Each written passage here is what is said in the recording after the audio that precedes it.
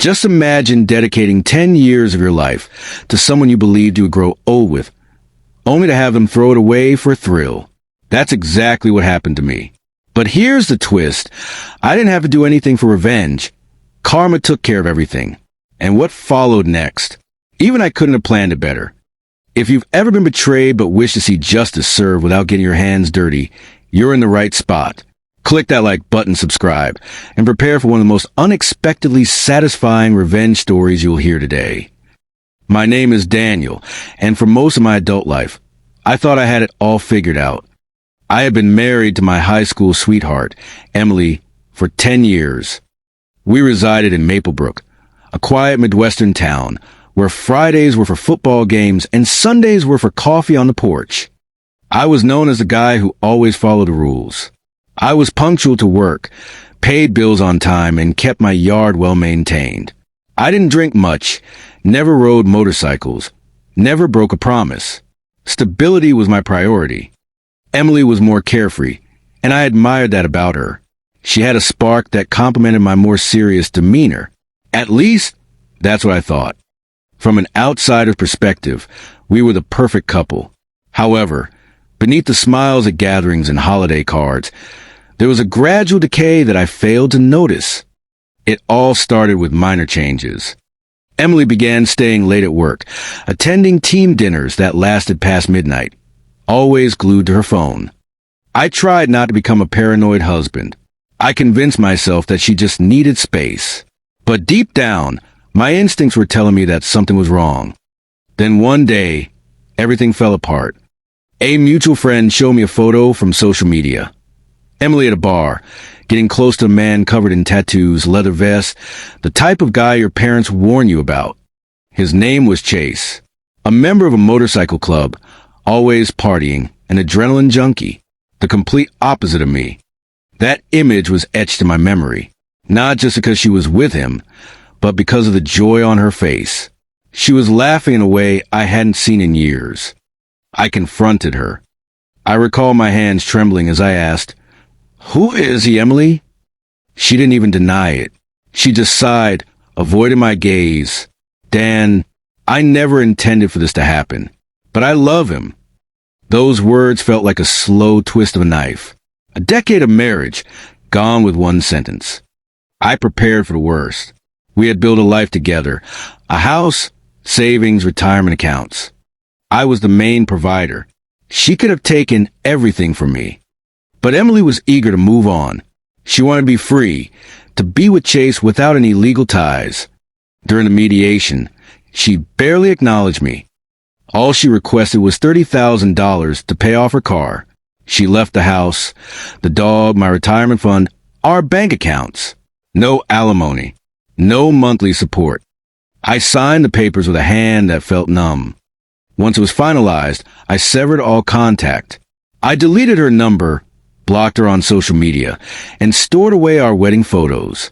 It felt like cutting off a limb, painful but necessary. The initial months were rough. Waking up alone, making coffee for one, the empty side of the bed colder than winter. But something unexpected occurred. The quietness became a form of liberation. My evenings were no longer filled with arguments or doubts. I began running again, reconnecting with friends I had neglected, rediscovering old hobbies.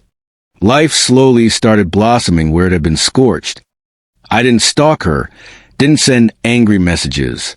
I simply focused on living my life. However, Maplebrook was a small town, and mutual acquaintances loved to gossip. Gradually, news trickled back to me like stories from another realm. Chase? Gone. Less than a year into their intense romance. He disappeared. Emily's parents? They had all but disowned her, embarrassed by how she had ended her marriage. She was living in a cramped apartment with her sister and a new boyfriend who oddly resembled me and even shared a similar name. The most striking part, she was working 2 jobs just to make ends meet. The woman who had rejected a stable life for excitement was now exhausted and barely scraping by. Was I satisfied? Somewhat, but mostly I felt indifferent, like watching a movie you used to star in, but now you're just a spectator. While Emily's world fell apart, mine slowly pieced itself back together stronger than ever. I met someone new, Claire. It wasn't a rebound. It was a revelation. Warm, humorous, level-headed. She appreciated my reliability, but also pushed me out of my comfort zone. We tied the knot in a modest ceremony under a canopy of oak trees. We now have 2 wonderful children who fill our home with laughter. We ventured into real estate surprisingly successfully, selling my previous marital home, and Claire's starter home allowed us to purchase a property we never thought we could afford. Every time I enter our home, I feel like life gave me a second chance. I've become less strict, still responsible, but I've learned to embrace joy. Weekend getaways, spontaneous dinners, dancing in the kitchen with my kids. I never sought vengeance. I never attempted to ruin Emily. I just let go. Yet, karma did what I couldn't. It showed her the consequences of her decisions. It showed me the worth of mine. When I think of Emily nowadays, I don't harbor hatred. I genuinely wish her peace, perhaps even joy. But I wouldn't trade my life for anything. Sometimes, the most satisfying revenge isn't a grand gesture. It's simply living well when someone expected you to crumble. People always inquire, what's the ultimate revenge? And I say, you're looking at it. I didn't tarnish her reputation. I didn't strive to make her life harder. I simply reconstructed mine, one step at a time, until it became something beautiful. She sacrificed stability for excitement and lost both. I remained true to my principles and found happiness, love, and a family I had only dreamed of. That's not just revenge. That's redemption. If there's one lesson I've learned, it's this. Sometimes the universe handles the scorekeeping for you.